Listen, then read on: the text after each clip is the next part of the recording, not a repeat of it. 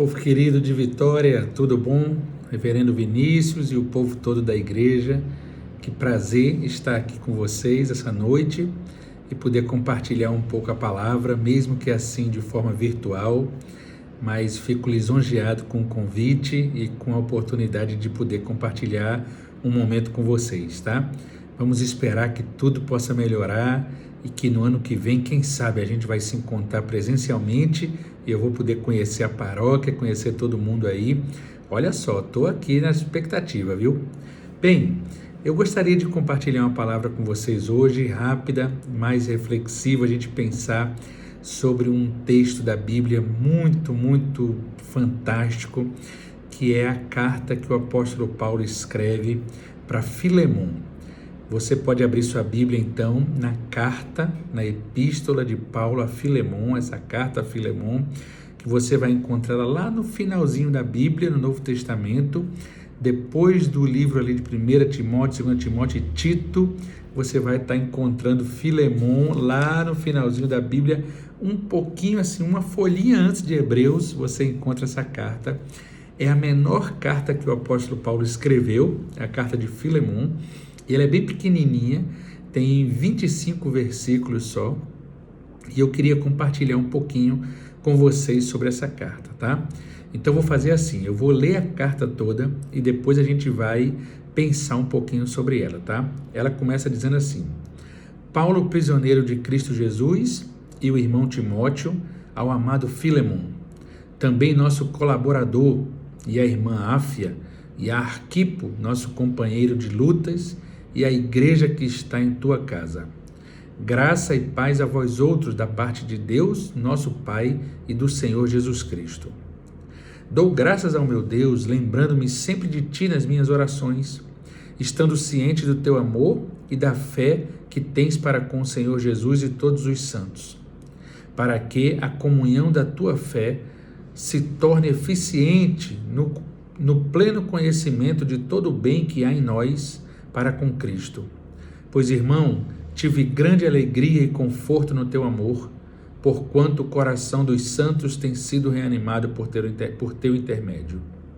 Pois bem, ainda que eu sinta plena liberdade em Cristo para te ordenar o que convém, prefiro todavia solicitar em nome do amor, sendo que sou Paulo, o velho, e agora até prisioneiro de Cristo Jesus. Sim, solicito-te em favor de meu filho Onésimo, que gerei entre algemas. Ele antes te foi inútil, atualmente, porém, é útil a ti e a mim.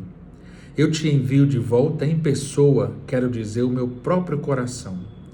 Eu queria conservá-lo comigo mesmo para, em teu lugar, me servir nas algemas que carrego por causa do Evangelho.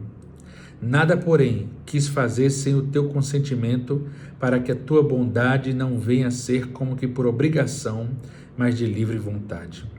Pois acredito que ele veio a ser afastado de ti temporariamente, a fim de que o recebas para sempre, não como escravo, antes, muito acima de escravo, como irmão caríssimo, especialmente de mim e com maior razão de ti, quer na carne, quer no Senhor. Se, portanto, me consideras companheiro, recebe-o como se fosse a mim mesmo. E se algum dano te fez ou se te deve alguma coisa, lança tudo em minha conta.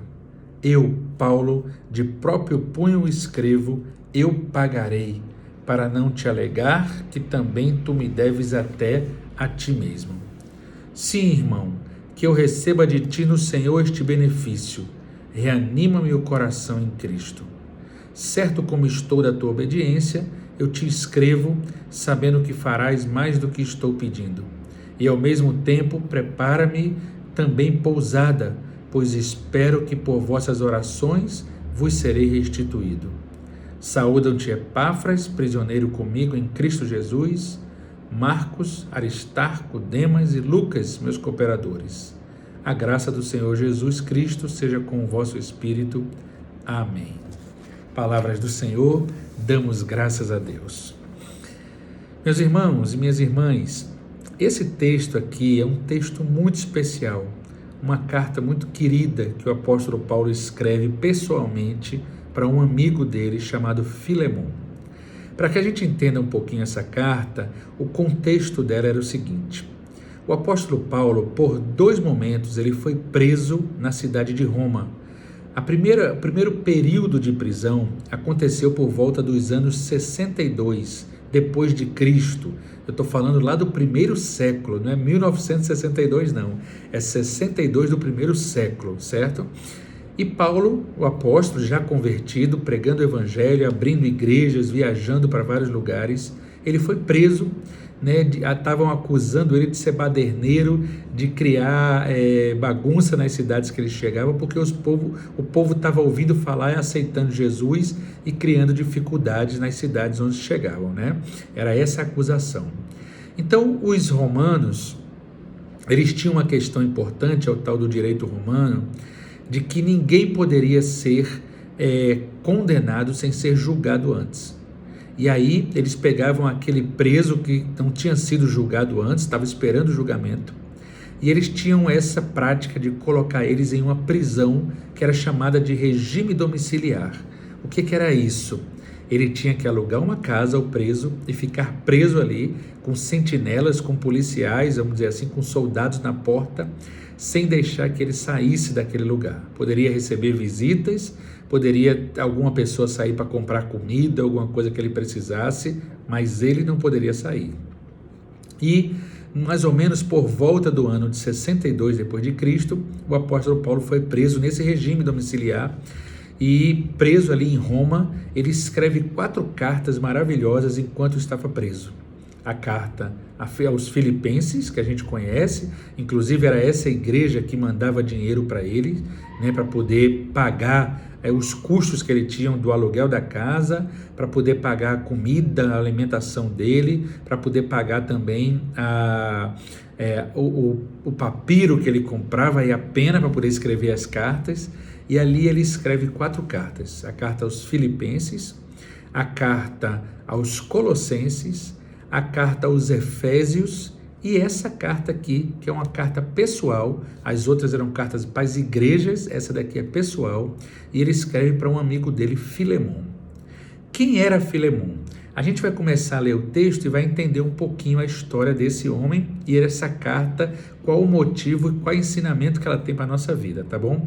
Então, ele começa dizendo o seguinte: Paulo, prisioneiro de Cristo Jesus, e o irmão Timóteo, ao amado Filemon. Então a gente já sabe, só beber uma aguinha aqui.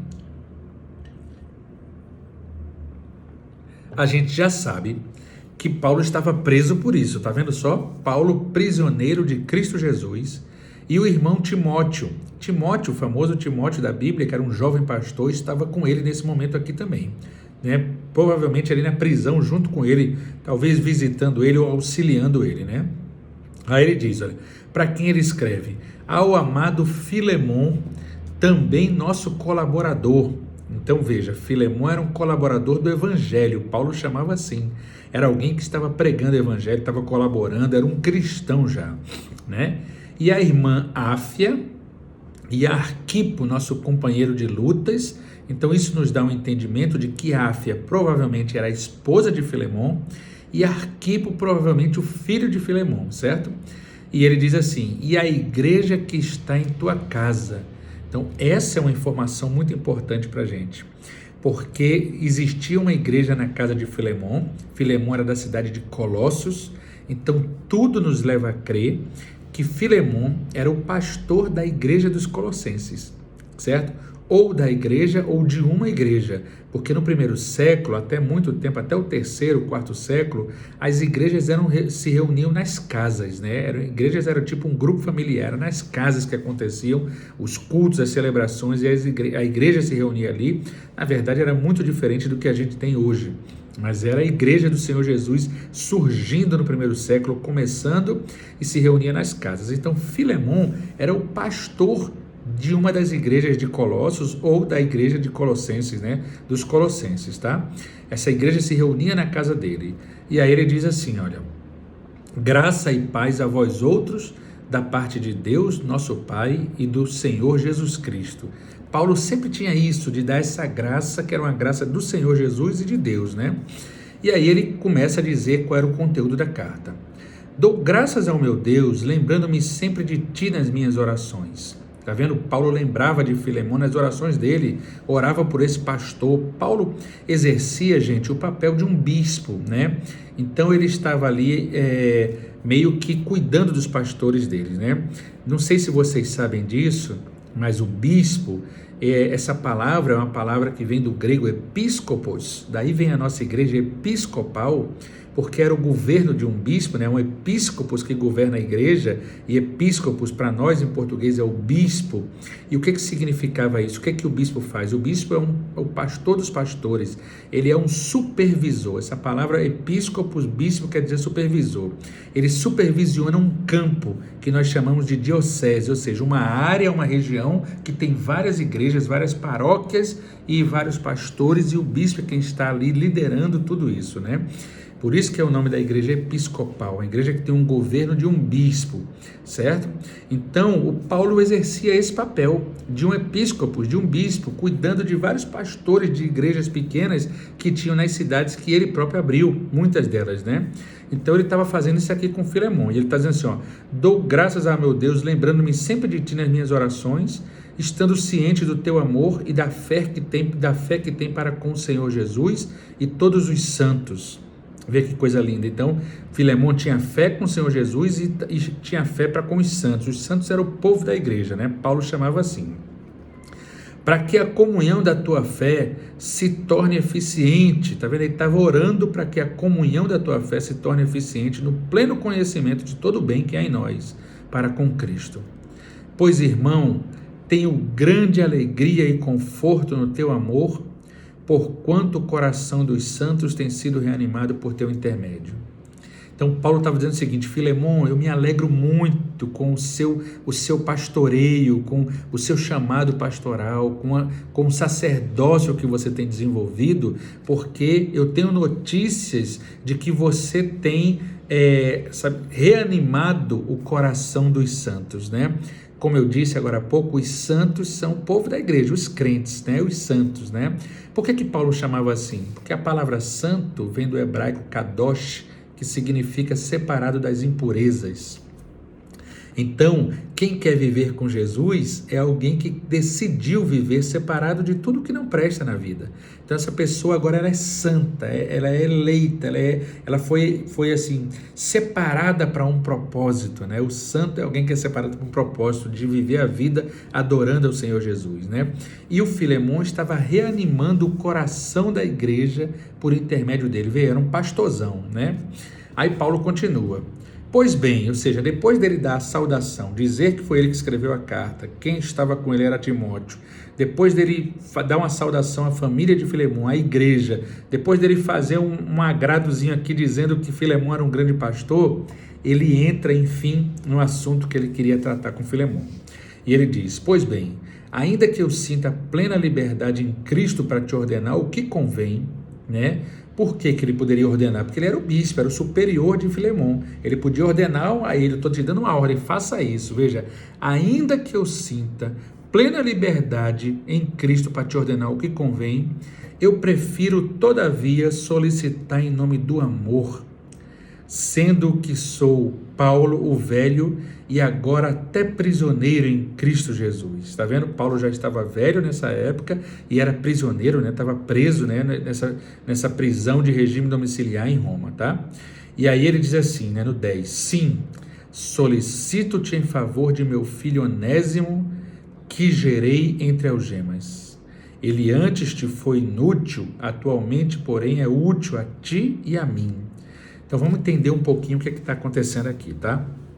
O que acontece aqui, e a gente sabe pelos estudos, né, tudo indica que o Onésimo era um escravo do Filemão. Nós estamos falando do primeiro século, onde se existia escravidão ainda, inclusive na igreja, né? Mas era algo que já estava mudando, e a gente vai ver aqui no texto essa mudança, tá? E o que acontece? O que todos os estudiosos levam a crer é que o Onésimo, ele era um escravo que tinha roubado alguma coisa do Filemão de muito valor, ou alguma coisa de ouro, alguma coisa assim, ou dinheiro, e ele fugiu.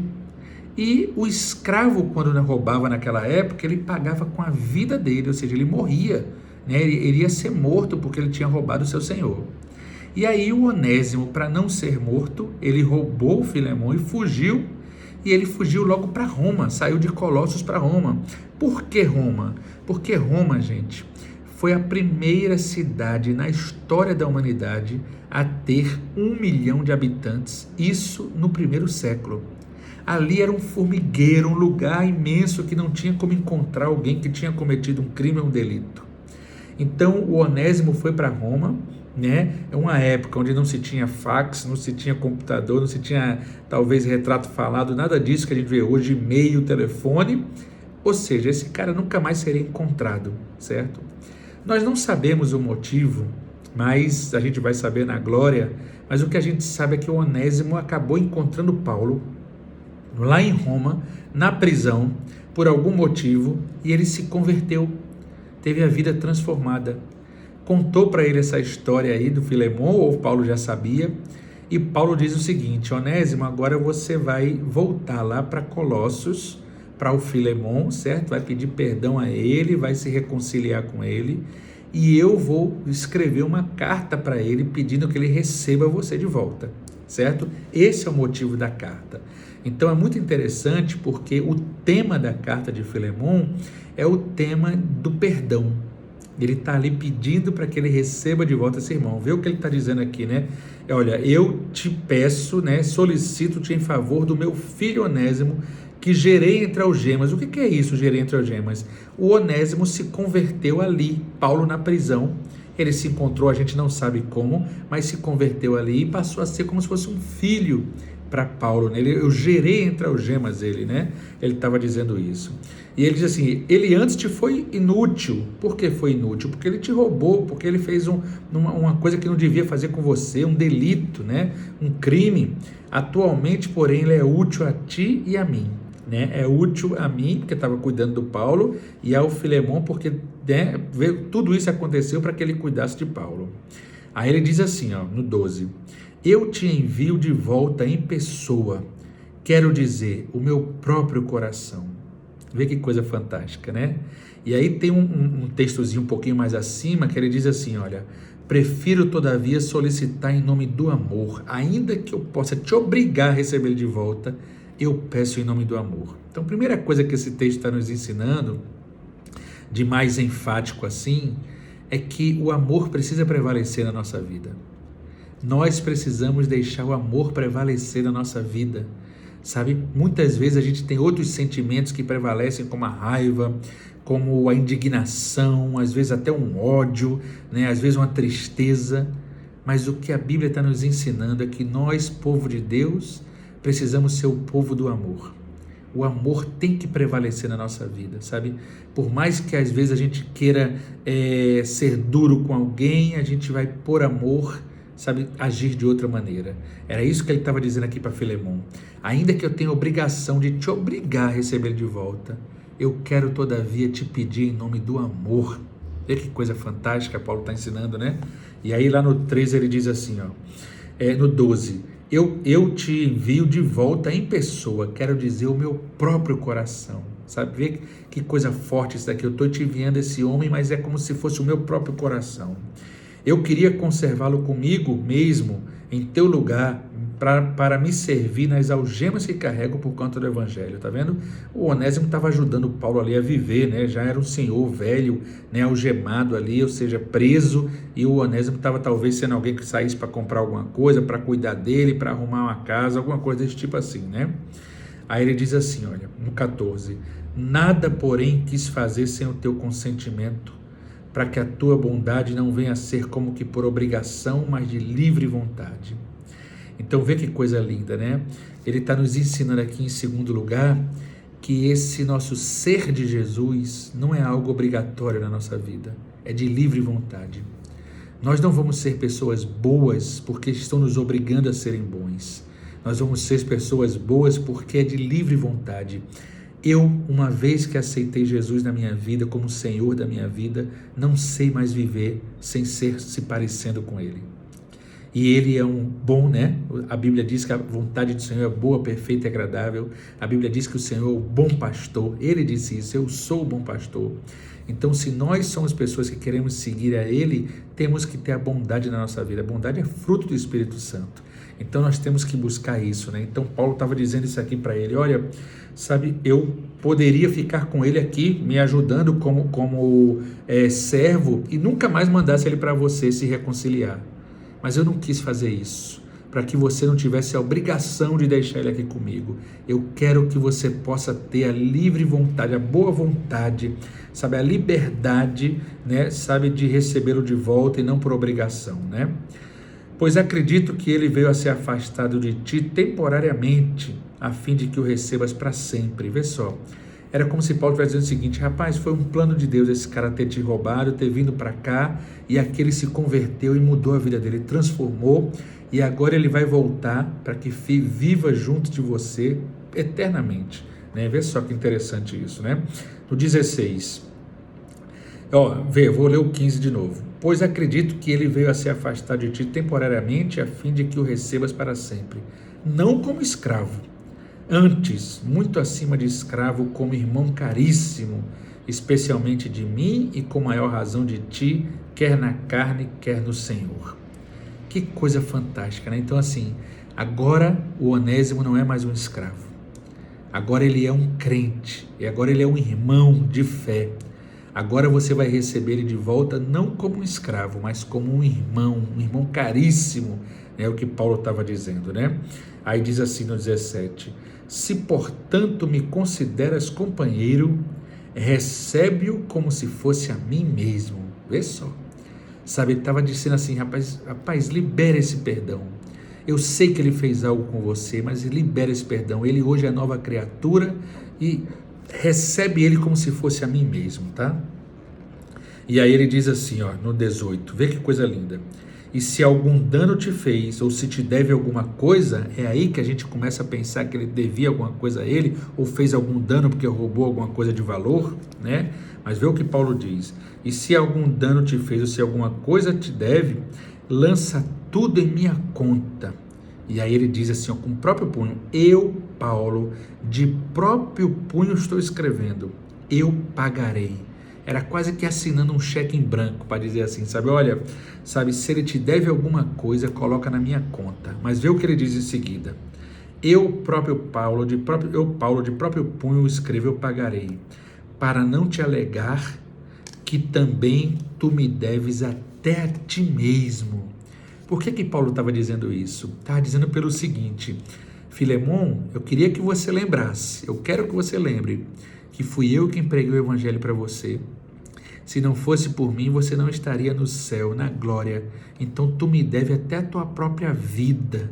Então, se ele te deve alguma coisa, bota na minha conta, porque eu tenho um crédito contigo, tá entendendo? Era isso que ele estava dizendo, gente, né?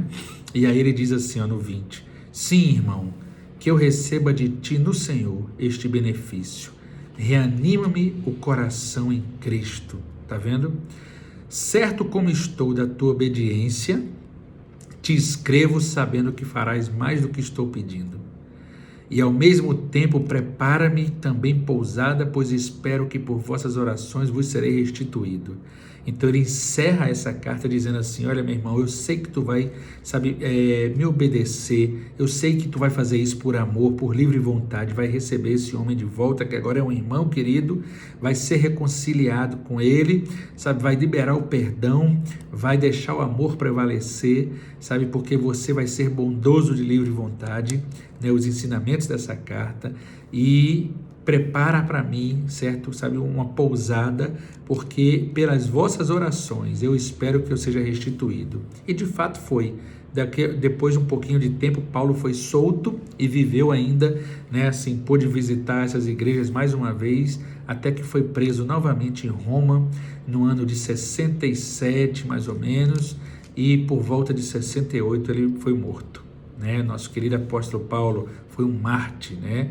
Morreu, decapitaram a cabeça dele, né? Foi preso novamente em Roma e faleceu dessa forma trágica, mas está lá no céu nos aguardando para que a gente possa compartilhar com ele, né, da eternidade.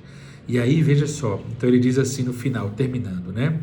Saúdam-te Epáfras, prisioneiro comigo em Cristo Jesus. Esse Epáfras era um missionário maravilhoso que tinha aberto várias igrejas ali naquilo que era chamado de Vale do Lico, onde ficava Colossos, Filipos, Efésios, né? Éfeso ficava por ali, né? E aí ele está dizendo o seguinte, olha, prisioneiro comigo em Cristo Jesus, o Epáfras era preso com ele também, né? Marcos, ele está dizendo aqui quem te saúda, né? Marcos, gente, é o evangelista Marcos, o nosso querido João Marcos, aquele que era primo ou sobrinho de Barnabé, se separou de Paulo lá no passado e agora a gente vê ele junto novamente aqui, significa que houve um perdão, uma reconciliação novamente, né? Aristarco era um outro missionário que estava com ele lá, Demas e Lucas, o evangelista Lucas, que escreveu o Evangelho de Lucas, meus cooperadores, né? Era um médico, um amigo de Paulo, provavelmente estava cuidando de Paulo ali, certo?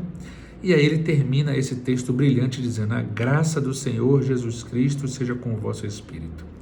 Então esse texto, gente, muito bacana, essa carta do apóstolo Paulo a Filemon, ela tem esses ensinamentos que são muito profundos para a gente e é o que eu quero deixar para você nessa noite, tá? Primeiro, que você deixe o amor prevalecer. Que o amor seja o maior sentimento que tenha dentro do seu coração, porque a Bíblia diz que Deus é amor, e se você quer uma vida cheia do Senhor, você quer uma vida cheia de amor, cheia de Deus, né? Então faça isso, certo? Segundo, esse texto está ensinando a você vivenciar de livre vontade, certo? Os frutos que o Espírito Santo tem para a nossa vida. Que a gente seja bondoso, bondosa, não por obrigação. Eu não sou bonzinho por obrigação, porque eu tenho que ser. Eu sou por livre vontade. Eu não sou de Jesus por obrigação. Eu sou de Jesus por livre vontade, porque eu sei o que Ele fez na minha vida e não tem como mais viver sem ser com Ele, né? E esse texto nos ensina sobre perdão, sobre a gente perdoar. Perdoar significa dar uma chance da pessoa nascer de novo na nossa vida e na nossa história. Então, se alguém aí que está ouvindo esse vídeo agora, esse compartilhar da palavra do Senhor, tem alguém para pedir perdão, para perdoar sobre uma situação, faz isso agora, né? É o que a Bíblia está nos ensinando, foi o que Filemon fez com Onésimo. A tradição nos conta, os livros de história, que Onésimo, depois de perdoado por Filemon, passou a ser um cristão exemplar, virou um pastor e chegou a ser um bispo das igrejas de Éfeso. Vê que coisa fantástica. Então a Bíblia está nos mostrando que esse homem era um escravo fujão, que encontrou o Evangelho, deixou de ser um escravo, um ladrão, porque se converteu ao cristianismo, a Jesus Cristo, aceitou Jesus como Senhor da sua vida, passou a ser um pastor, teve sua vida restaurada, reconciliada com seu Senhor, que era Filemon, certo? E chegou a ser um bispo das igrejas do Senhor Jesus no primeiro século. Então o Senhor restaura relacionamentos, restaura vidas, e a gente faz isso quando a gente deixa o amor prevalecer e quando nós vivenciamos de livre vontade aquilo que tem de melhor na vida, que é ser parecido com Jesus, ser bondoso, ser bondosa, ser amoroso, amorosa, agir de misericórdia,